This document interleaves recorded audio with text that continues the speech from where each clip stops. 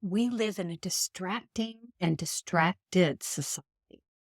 Stay tuned as I outline the benefits of learning to master your attention and how you can start this practice today.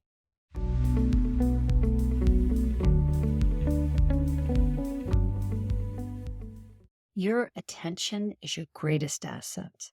It determines your happiness as well as where you end up spending your time. As an example, if your attention is on the direness of your circumstances, you'll be very as well as prolong the amount of time you end up spending in those circumstances. With practice and intentionality, however, you can turn your attention to the possibility of changing those circumstances and feeling pride and gratitude in your ability to take action toward changing. Every situation is different, but we truly do always have a choice in how we think. This is the power of managing your attention. It's human nature to look at the negative or the possible risks and dangers of every situation. This is instinctual programming and one of the ways our brains try to keep us safe. It's in our capacity, however, to consciously choose not to focus on the what ifs or dwell on the negatives of a circumstance. When you learn to turn your attention to the positive, you can quite literally change your circumstances without anything external actually changing. I'll give you another example because I know that often people have resistance to this concept and believe it doesn't pertain to them or their situation, that it's not possible. So let's say you're in a really dire circumstance of being given a life-threatening or terminal diagnosis. You can choose to focus on how horrible that is and feel really miserable for what may be your final days. Or you could choose to focus your attention on trying to find alternative therapies that could give you a more positive outcome. Or you could decide to take your attention away from yourself completely and focus on being really present with those you love and making the most out of any time that you're able to spend with them. I know that's not a fun example to contemplate, but I hope it helps illustrate how this can apply to any situation or circumstance. So how can you go about doing it? First, let me start by saying that distractions are just a habit.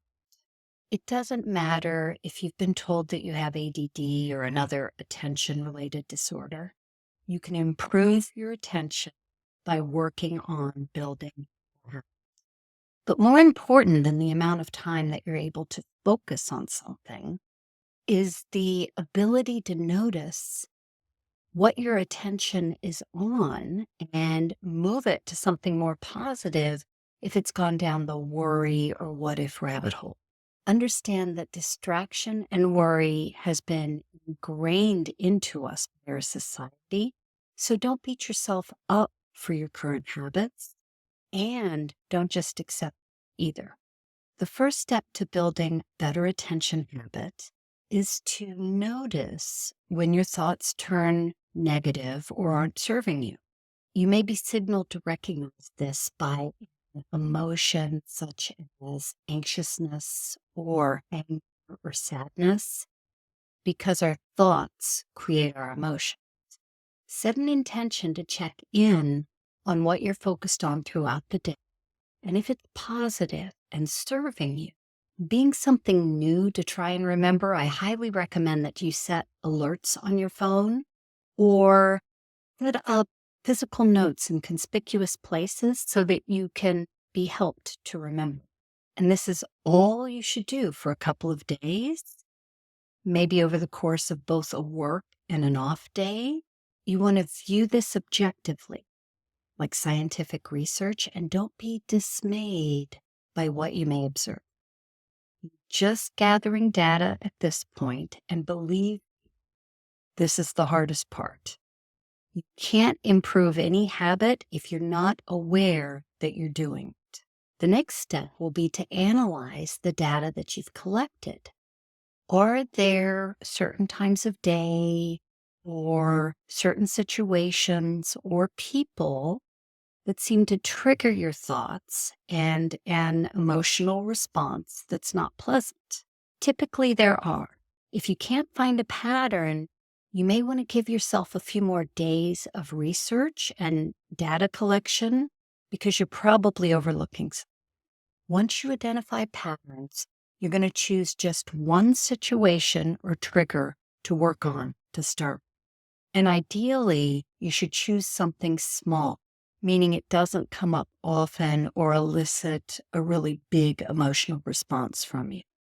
This is because it's easier to build a habit if you start with something small and a bit easier. Then, when you experience success with this first small item, you can move on to something bigger or more prevalent, knowing that you know how to build this attention. And you can just ride on the momentum that you've created. So when you notice yourself feeling an unpleasant emotion, you want to notice where you've placed your attention that's causing emotion. And then turn your attention to focus on something more pleasant. Now you have to keep doing this. Keep at it constantly because it's a skill. And if you let your guard down, you'll find yourself falling back into your old habit of worry or focusing on things that don't make you happy.